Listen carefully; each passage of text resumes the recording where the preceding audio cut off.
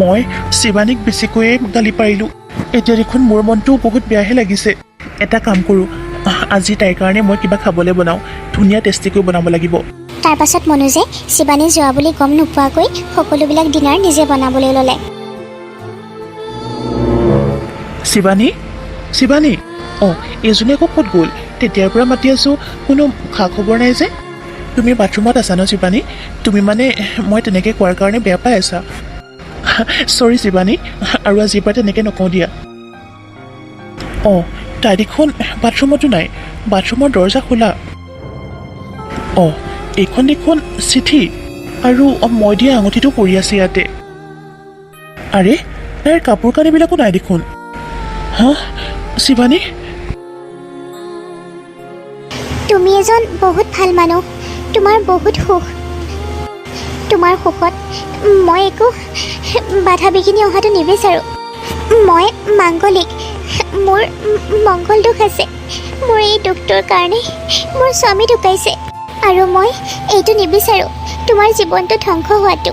এজনী বিধৱাৰ সেই বগা ৰংটোত কোনেও ৰং সানিব নোৱাৰে, সেই বিধৱাৰ সাজযোৰ কোনেও ৰঙীন কৰিব নোৱাৰে।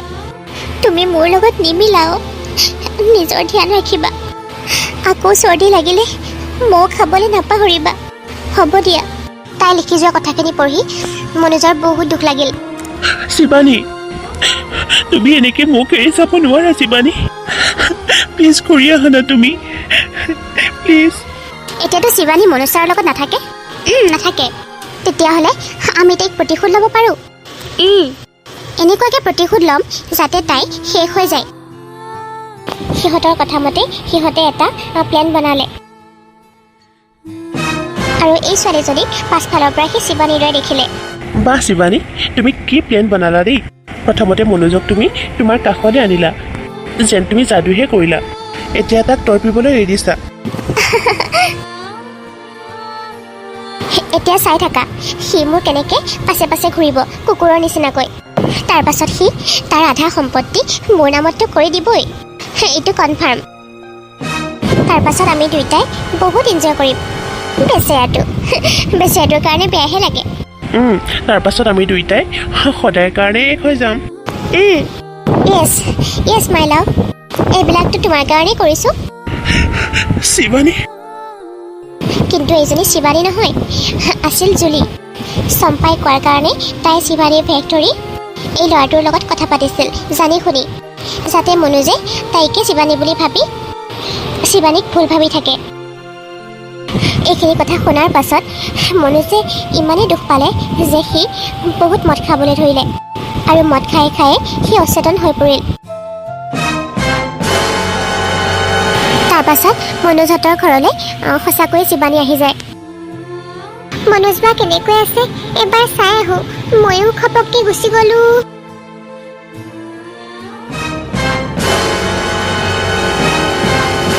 মনোজ, তুমি ভালেই কৰিলা সেইজনীক যে ইয়াৰ পৰা পঠাই দিলা। তাৰ পাছত প্লেন মতে বেৰৰ সিফালে ৰৈ থকা ল'ৰাজনে মাত লগালে। সেই বিধৱাজনীক মই ভাল পাম নেকি? সেইজনী এবাৰ ইউজ হৈ গৈছে, সেইজনীক মই ভাল পাম। এইবিলাক দেখি শিৱানীৰ মূৰত যেন সৰক ভাঙি পৰিল, আৰু তাই তাৰ পৰা গুচি গ'ল। আমাৰ কাম হৈ গ'ল।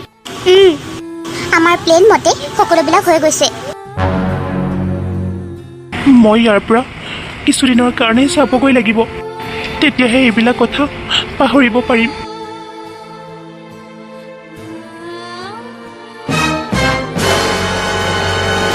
মনোজে ট্ৰেইনত বহিবলৈ যাওঁতে দেখিলে যে তাত আগৰ পৰাই শিৱানী বহি আছিল। শিৱানীক দেখি মনোজৰ বহুত খং উঠিছিল, আৰু শিৱানীয়ে ভঙা হৃদয়খন লৈ মনে মনে বহি আছিল। কিন্তু মনোজে তাইক দেখি ৰৈ থাকিব নোৱাৰিলে। শিৱানী, তুমি মোৰ লগত কিয় এনেকুৱা কৰিলা কোৱা? কিয়? কি কৰিলোঁ মই? তুমিহে দেখোন মোৰ জীৱনৰ লগত খেল খেলিবলৈ লৈছিলা। মই কৈছিলোঁ নেকি মোক তুমি ভাল পোৱা, মোক পচন্দ কৰা বুলি? যদি এজনী বিধৱা ইমানেই বেয়া, কিয় তুমি মোক নিজৰ ওচৰলৈ ইমান টানি নিলা? কি কৈছা?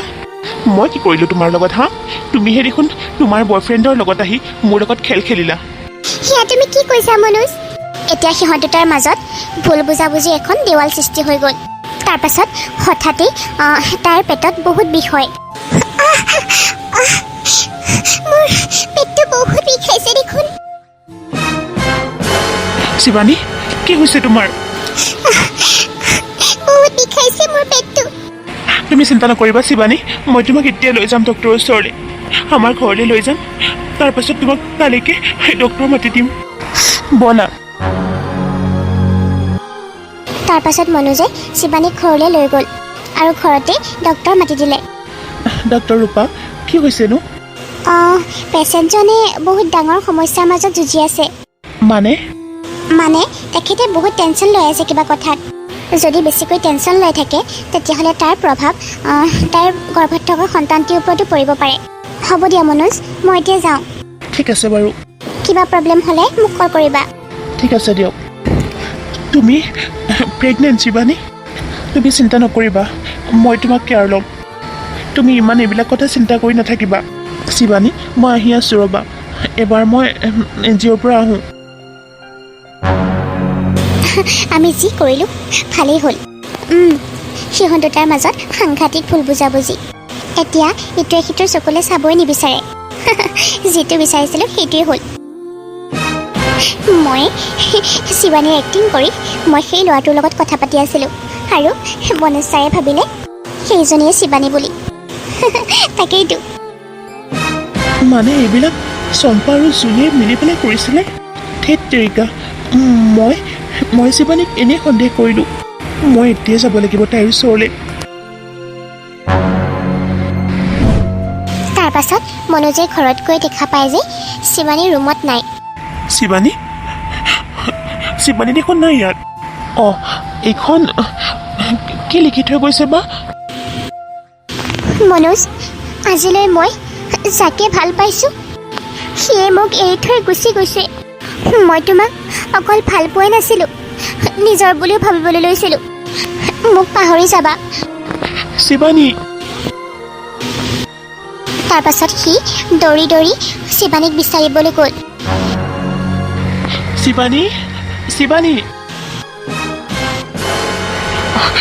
শিৱানী শিৱানীয়ে এইবাৰো তাৰ পৰা পলাবলৈ ওলাইছিল কিন্তু মনোজে তাইক পলাবলৈ নিদিলে কিমান পলাই ফুৰাহা তুমি এতিয়া হ'ব আৰু কিন্তু হ'ব তুমি একো ক'ব নালাগে খালি শুনিবা তুমি মোক এৰি দিয়া মনোজ সকলো মানুহে চাই আছে এইফালে নিজৰ কথা নাভাবিলেও নাই কিন্তু অন্ততঃ মোৰ বেবীটোৰ কথাটো চিন্তা কৰিব পাৰা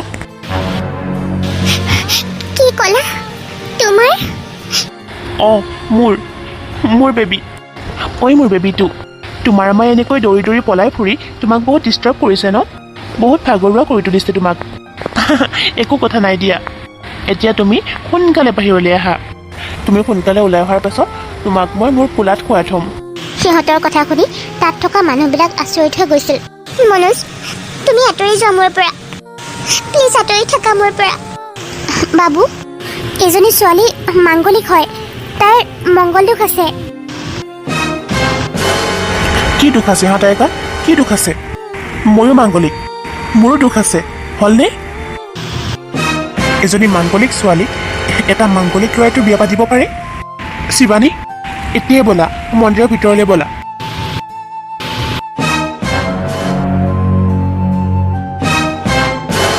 চোৱা তোমাৰ শাৰীত মই সেন্দুৰ পেলাই দিলোঁ তোমাৰ কাপোৰ এতিয়া ৰঙীন হ'লনে মনোজ নাকান্দিবা শিৱানী মই তোমাক বহুত ভাল পাওঁ ময়ো তোমাক বহুত ভাল পাওঁ মনোজ ব'লা আমি এতিয়া ঘৰলৈ যাওঁ জুলি আৰু চম্পাই সিহঁতৰ সঁচা ভাল পোৱা দেখি লাজতে সিহঁতে তলমূৰ কৰিলে ব'লা শিৱানী ব'লা আমি ইমানবিলাক প্লেন বনালোঁ একোহতে আমি সফল নহ'লোঁ ইজনী সঁচাই গাত কিবা যাদু আছে তাকেহে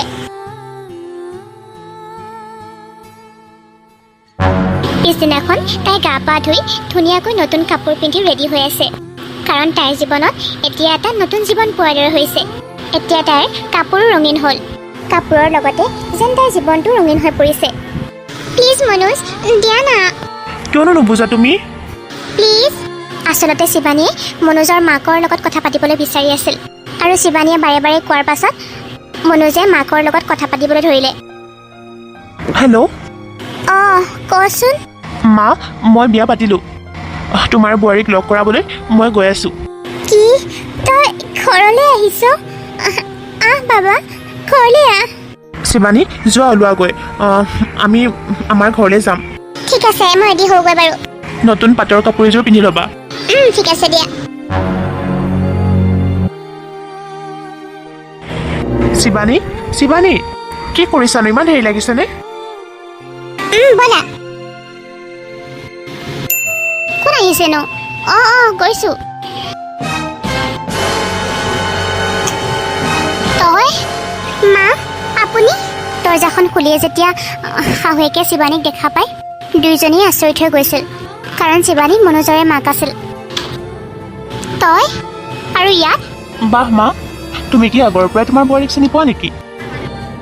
মনোজক দেখা পাই মাকে শিৱানীক একো নক'লে। শিৱানী, আহা ভিতৰলৈ। হ'ব দিয়া, তুমি যোৱাচোন। তাৰ মানে মনোজ শাহুমাৰ ল'ৰা, মানে মনোজ ৰাজীৱৰ ভায়েক।